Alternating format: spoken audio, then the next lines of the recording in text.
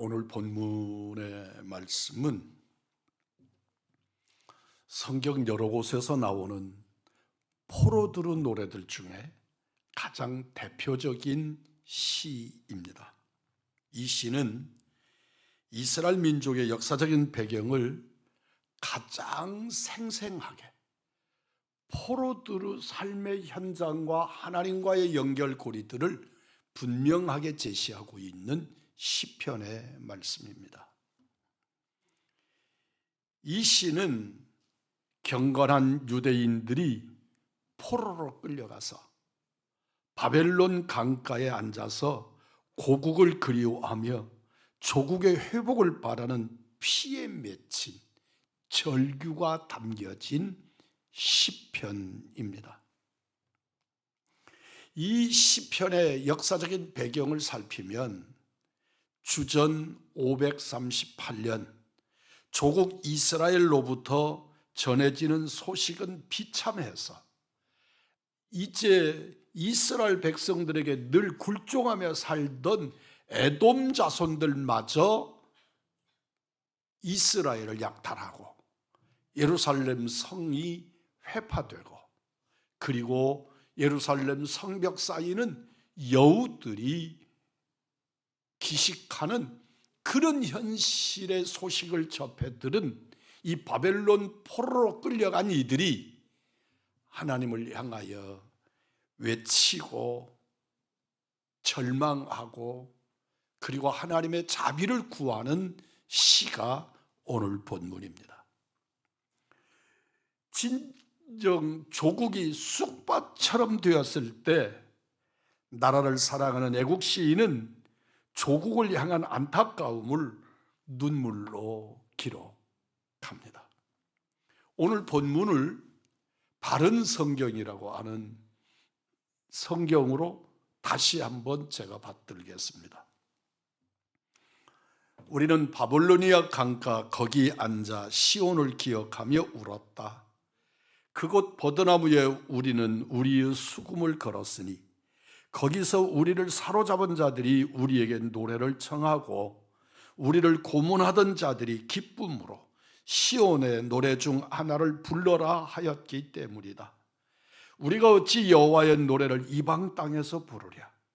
예루살렘아, 내가 너를 잊는다면 내 오른손이 그 재주를 잊을 것이며, 내가 너를 기억하지 아니하거나 내가 즐거워하는 어떤 것보다 예루살렘을 더 즐거워하지 아니하면 내 혀가 입천장에 붙을 것이다. 이 자리에 계시는 우리 남성 성도님들은, 군대에 다녀오신 분들은 이 시편의 말씀을 읽으면서 이게 어디서 내가 겪은 일인데 그런 경험을 할 겁니다. 다른 사람 얘기할 것 없이 제 얘기를 하면, 신학을 하다가 군대에 갔단 말입니다. 그런데 그곳에서 제 별명이 자동으로, 짧은 기간이지만 자동으로 목사가 되고, 목사된 저에게 그들이 요구하는 그들의 즐김이 어떤 것이겠습니까?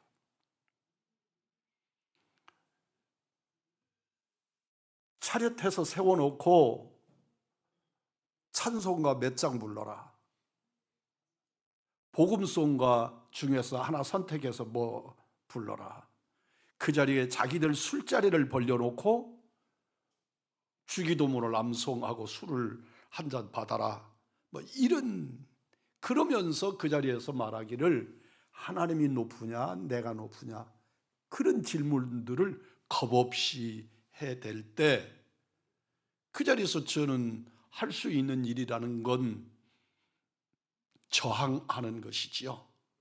침묵하고 그들의 말에 따르지 않는 것이지요. 지금부터 50년 전 군대 생활을 돌이켜보면 그냥 그것은 곧 매맞는 일이고 괴롭힘을 당하는 일이고 그런 현실을 직시하면서 그 현장에 섰던 기억이 납니다.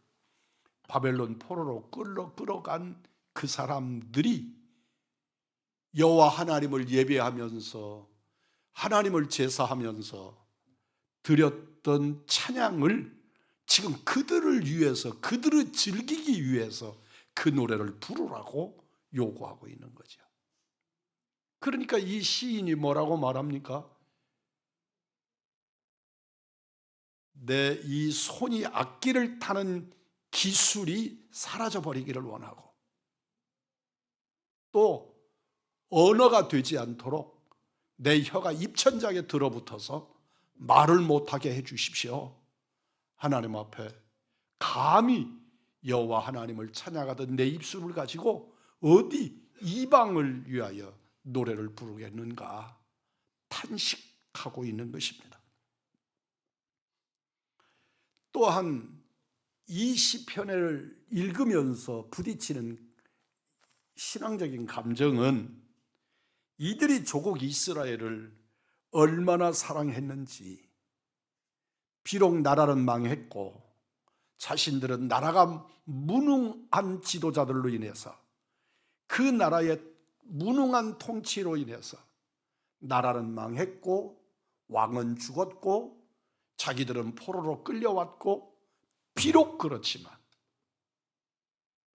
만국의 한을 가진 이스라엘이 내 조국을 얼마나 사랑하는지, 비록 무너졌지만, 지금 존재하지 않아서 만국이 되었지만 내 조국 이스라엘을 그리워하면서 내 조국 이스라엘이 얼마나 귀하고 사랑스러운 나라인지, 그 나라를 생각하면서 시인의 시가 읊어지고 있는 겁니다. 여러분, 나부꼬라고 하는 음악을 아시지요? 이 시편의 배경이 그 음악의 배경이 되는 겁니다.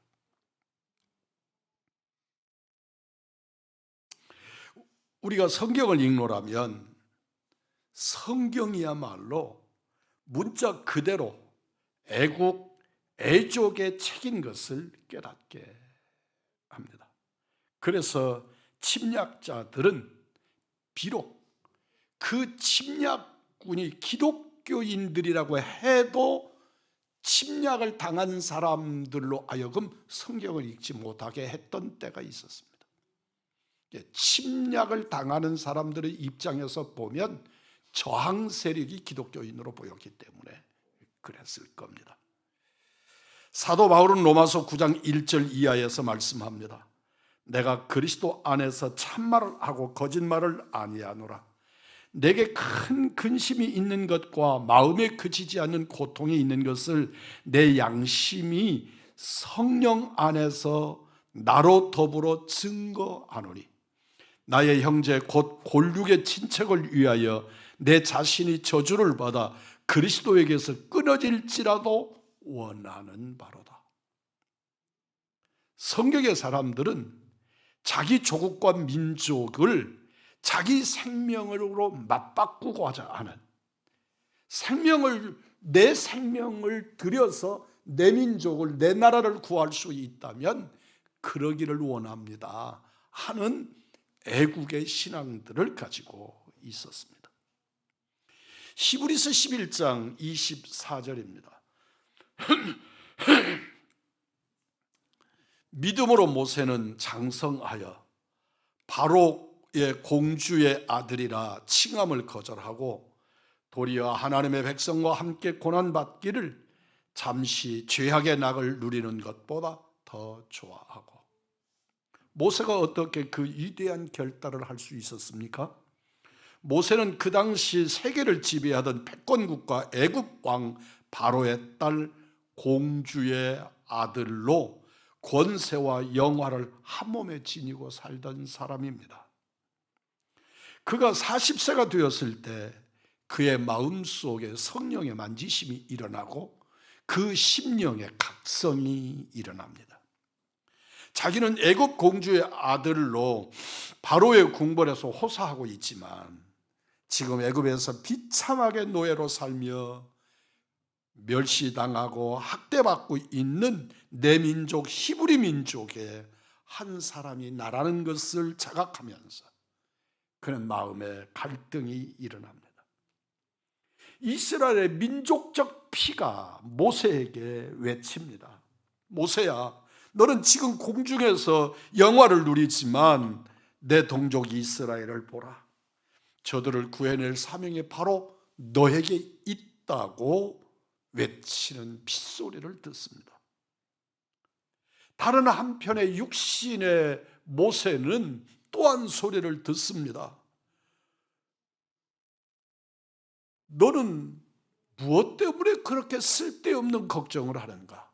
하나님이 너를 애국 공주의 바로의 아들이 되게 한 것은 그 어떤 때가 아니라 너에게 그런 영화를 누리라고 하는 것이야. 모세의 마음은 그 안에서 전쟁을 치릅니다. 자신의 안일과 영화를 택하여 바로의 궁전에서 평안하게 살 것인가? 아니면 민족을 위해 나서서 고생스럽지만 죽을 것 같은 고생을 당하겠지만 보람된 하나님의 사람으로 살 것인가? 모세는 민족을 위해 결단해서 일어서기로 작정합니다. 누구도 모세에게 너는 이래야 된다고 가르치는 사람이 없지만 그 안에 성령의 만지심으로 모세는 견딜 수가 없는 겁니다. 모세가 이스라엘을 인도하여 애굽을 떠나서 약속의 땅을 향하여 가던 중에 시내산에 이르렀을 때 하나님이 모세를 시내산으로 불러 그 백성들이 지켜야 될 증거판을 주시는 일을 감당하게 했습니다. 모세가 하나님의 산 호렙에 올라간 이후에 그가 내려오지 않습니다. 그곳에서 무려 40일이 넘는 기간 동안 모세가 내려오지 아니하니까 이스라엘 백성들은 모세의 형 아론을 찾아가서 당신이 일어나서 우리를 인도한 신을 만들어 달라고 주문을 하게 됩니다. 전제는 모세가 죽었다는 것이고, 그러므로 당신이 우리의 지도자가 되어야 하는데 당신은 모세 같은 리더십이 없으니 우리를 이끌 신을 만들게 해달라.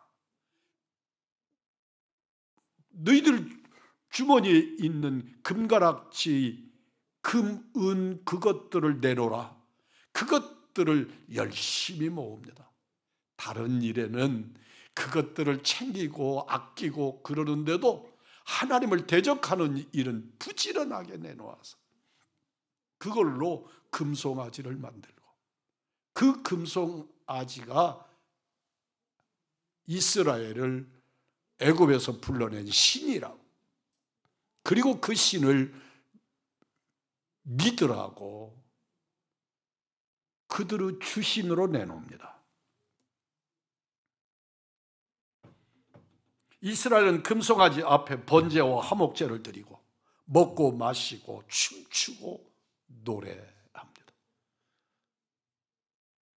하나님은 모세에게 일러 말씀하십니다. 너는 어서 이 산에서 내려가라. 내가 애굽 땅에서 인도해 낸 그 백성들이 하나님을, 나를 배신했다고, 그래서 그들이 부패했다고 일러 주십니다. 목이 곧은 이 백성에게 진노하여 그들을 진멸하리라. 하나님의 말씀을 듣고 놀란 모세는 하나님 앞에 간절하게 엎드려 구합니다. 여호와여, 어찌하여 그 큰 권능과 강한 손으로 애굽 땅에서 인도하여 내신 주의 백성에게 진노하시겠습니까? 그러면 애굽 사람들이 말하기를 여호와가 이스라엘에게 화를 내려서 그 백성을 산에서 죽이려고, 지면에서 진멸하려고 우리를 애굽에서 이끌어 나갔다 하지 않겠습니까? 하나님, 주의 맹렬한 노를 그치시고 뜻을 돌이키셔서 그의 백성에게 이 화를 내리지 말아 주십시오. 주의 종 아브라함과 이삭과 이스라엘을 기억해 주십시오. 그들의 죄를 사하여 주십시오. 정말 그럴 수 없으시면 차라리 주의 기록하신 책에서 제 이름을 지워버려 주십시오. 세상 사람들이 다 고생해도 나만은 편히 살고 다 죽어도 나만 살면 된다고 생각하는 사람들과는 대조적인 위대한 사람 모세를 마주서게 됩니다. 이것이 성경에 흐르고 있는 애국 애족의 정신입니다. 그러므로 성경을 읽는 사람은 애국하지 않을 수가 없습니다. 신앙심과 애국심은 같은 밭에서 자라나는 풀이고 꽃이기 때문입니다. 에스더는 자기 민족의 생존이 풍전등화와 같은 위기에 놓였을 때 죽으면 죽으리라는 일사각오로 나섰습니다. 어느 나라 어느 민족이고 역사 중에는 그 나라와 그 민족이 당하는 위기를 직면할 때가 종종 있습니다. 그러나 이런 때 나라와 결애를 위하여 죽음을 각오하고 나서는 사람이 있으면 그 나라와 그 민족이 위기에서 건진받지만 그 같은 사람이 희귀하거나 없으면 그 나라와 그 민족은 수치와 멸망을 면하지 못합니다. 우리의 선조들이 내 조국 대한의 자유와 독립을 외치며 일제에 항거했던 3.1 운동을 상기해 봅니다. 복음을 받은 지 불과 34년밖에 되지 않은 때였지만 한국교회가 중심이 되어 김인현 독립운동을 시작하게 됩니다. 1919년 10월에 열렸던 우리 장로교회 보고서에 의하면 비폭력 독립시위에 체포된 장로교인이 3,804명이 체포되었고 목사와 장로가 134명, 총에 맞아서 사살된 사람이 41명, 매 맞아 죽은 사람이 6명, 파괴된 교회가 12교회가 전소되었습니다. 일제의 핍박이 얼마나 가혹했는지 가히 짐작할 수 있는 대목입니다. 독립선언문 중에 일부를 오늘 이 자리에서 낭독해 드리렵니다. 우리 조상 때부터 물려받은 이 터전을 식민지로 삼고 우리 문화민족을 마치 미개한 사람들처럼 대하여 한갓 정복자의 쾌감을 탐낼 뿐이요, 우리의 영구한 사회의 기틀과 뛰어난 이 결의의 마음가짐을 무시한다 하여 일본의 옳지 못함을 책망하려 하지 아니하노라. 자기를 일깨우기에 다급한 우리는 다른 사람을 원망할 여가를 갖지도 못하였노라. 현재를 준비하기에 바쁜 우리에게는 예로부터 잘못을 따져볼 겨를도 없노라. 오늘 우리의 할 일은 다만 나를 바로잡는 데 있을 뿐 결코 남을 헛되는 데 있지 아니하도다. 엄숙한 양심의 명령을 따라 자기 집의 운명을 새롭게 개척하는 일일 뿐 결코 묵은 원한과 일시의 감정을 가지고 남을 시기하고 배척하는 일이 아니로다. 낡은 사상과 낡은 세력에 얽매인 일본의 유정자의 공명심의 희생으로 이루어진 부자연스럽고 불합리한 이 그릇된 현실을 고쳐서 바로잡아 자연스럽고 합리적인 올바른 바탕으로 되돌아가게 하는 것이라. 사랑하는 성도 여러분, 우리는 일제의 식민지가 되었고 이 백성은 피압박 민족이 되었는데 그들의 인격과 그들의 외침이 얼마나 고상한지, 얼마나 깊고 고결한지 모릅니다. 하나님은 무슨 뜻이 계셔서 우리를 이 세상에 보내시되 이때에 대한민국에 보내셔서 이 나라 백성이 되게 하셨을까요? 이런 일들을 생각해 보신 적이 있으십니까? 이 조그마한 나라, 그 중에서도 분단된 대한민국의 국민이 되게 하셨을까요?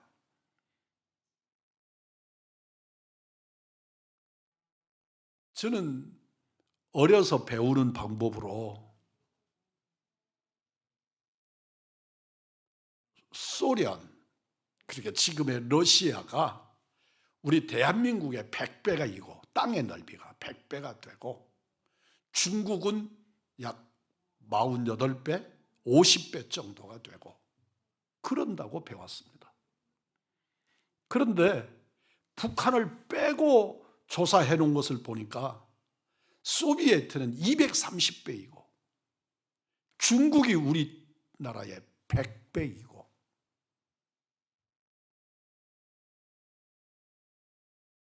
일본이 우리의 7배에 속하는 그런 그 조그마한 땅,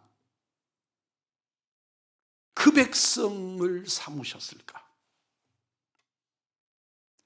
하나님은 오늘 또 우리에게서 모세와 같은, 에스더와 같은, 바울과 같은 사명의 사람을 찾고 계십니다.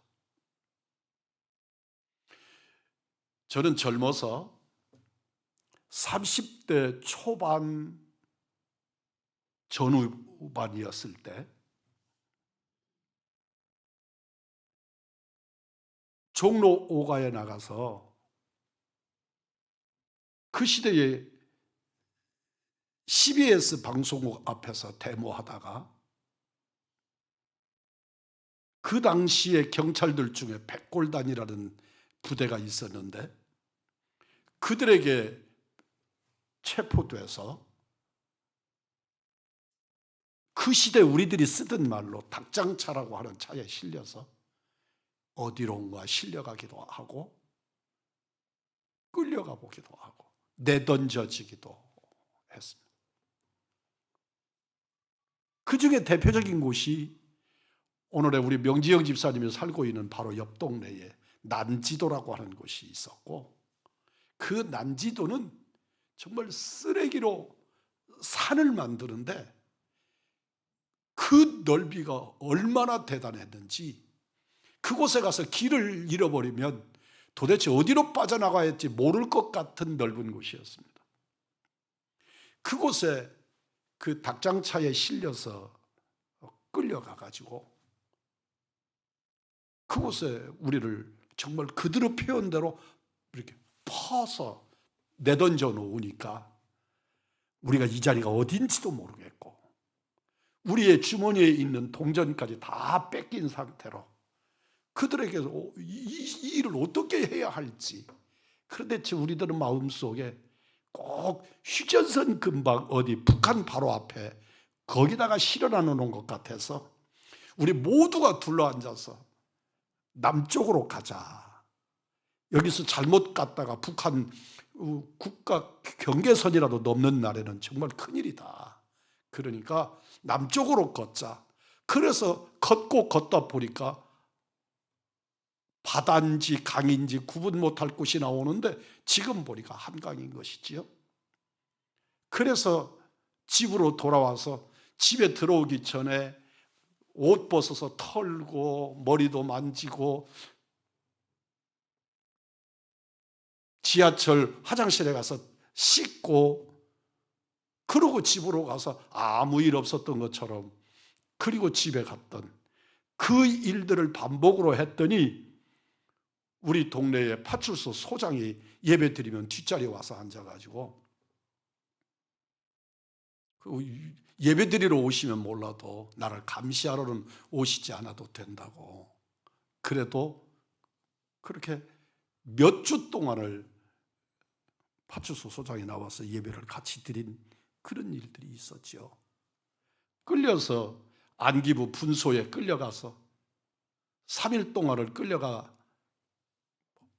다른 사람이 당하는 고문 같은 건 당하지 않았지만 그곳에 가서 옷 다 갈아입히고 잠을 재우지 않아서 고생을 했던 그런 기억들이 있습니다.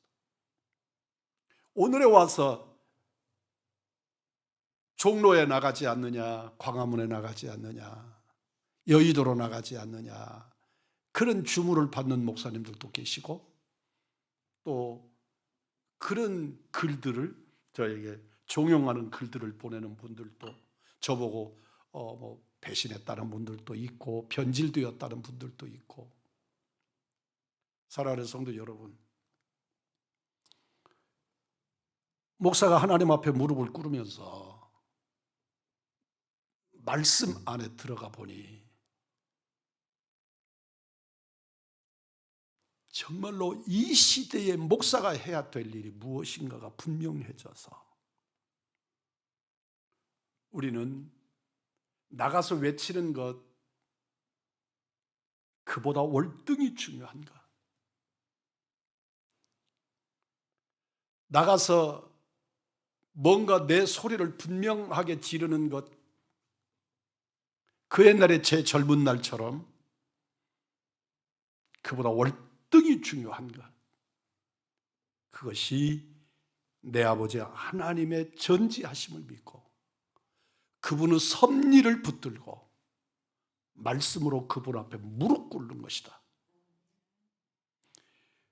그분이 내 아버지신 것이 확실하고 그분이 전능하신 분이 확실하고, 그렇다면 우리는 내가 무엇인가 소리 질러서 해결되는 것이 아니고 금식하며 무릎 꿇으며 아버지를 향하여 진심을 토하고 기도하는 것. 사랑하는 성도 여러분, 이스라엘이 민족적인 위기를 처했을 때 전 백성이 베옷을 입고 죄를 무릅쓰고 회개한 것처럼 이 시간에 외치는 것보다 더 중요한 것, 아버지 그분 존전에서 회개하는 것이라고 믿습니다. 하나님이 허락하지 아니하시면 공중에 새 한 마리도 떨어지지 못하는데 하물며 하나님의 백성 800만이 회개하고 기도하는데 우리 주께서 아버지의 뜻을 드러내지 않으시겠습니까? 우리 성도들의 간구를 들어 응답하실 줄 믿습니다. 느헤미야는 조국의 비참한 소식을 들었을 때 울고 가슴치며 금식하며 기도했습니다. 죄를 자복하며 회개했습니다. 사무엘은 내 백성을 위하여 기도하지 않는 죄를 범하지 않겠다고 전합니다. 내 조국 대한민국은 어느 한 사람의 책임이 아니라 우리 온 국민의 책임이 있고, 특별히 오늘의 이 시대의 우리의 교회와 그리스도인들의 책임이 크다는 사실을 통감해야만 합니다. 그럼에도 우리 하나님은 우리의 산성이신 줄 믿습니다. 하나님이 함께 하시면 우리를 해할 자가 없습니다. 하나님을 믿는 우리가 하나님을 온전히 의지하고 우리의 책임을 바로 감당하는 것이 그 무엇보다도 우리들에게 주어진 시대적 사명입니다. 민주주의 국가는 하나님께 대한 높은 신앙 아래 자유가 있고 법이 있고 도덕이 있으며 교육을 시켜 국민의 지식이 깨우침을 받게 될 때 과연 하나님의 나라로 복받은 나라가 됩니다. 이제 우리나라는 오는 3일 21대 대통령을 뽑습니다. 미리 선거하는 사전투표제 때문에 말도 많고 탈도 많습니다. 그 어느 때보다도 어려운 시기를 당해서 이 나라의 새로운 대통령을 뽑는 일이 얼마나 중차대한지 모릅니다. 우리가 바라는 것은 하나님을 믿고 두려워하는 대통령이 뽑혀서 포괄적 차별금지법 그리고 자유민주주의 대한민국을 굳게 세우는 하나님의 은총이 이 땅에 임하기를 소망합니다. 다윗 같은 지도자가 이 땅에 세워지기를 소원합니다. 진실로 하나님의 나라와 그 나라를 구하는 믿음의 백성들이 이 땅에서 진실로 바른 믿음으로 믿음의 삶을 살아갈 수 있는 대한민국, 그리고 우리의 자손들에게 넘겨줄 수 있는 자랑스러운 어른들이 되어야 될 줄 믿습니다.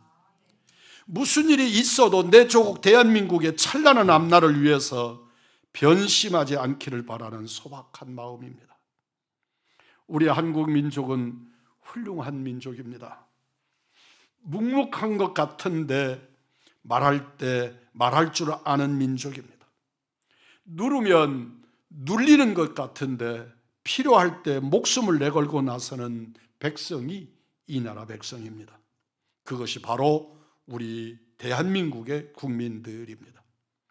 언제인들 우리 그리스도인이 나라와 민족의 앞날을 위하여 기도하지 않았겠습니까마는 오늘과 같은 어려움에 처한 때에 우리의 할 일은 우리의 죄를 회개하며 기도하고 내 조국, 내 대한민국을 위하여 맡은 사명을 다하며 섬기고 봉사해야 하겠습니다.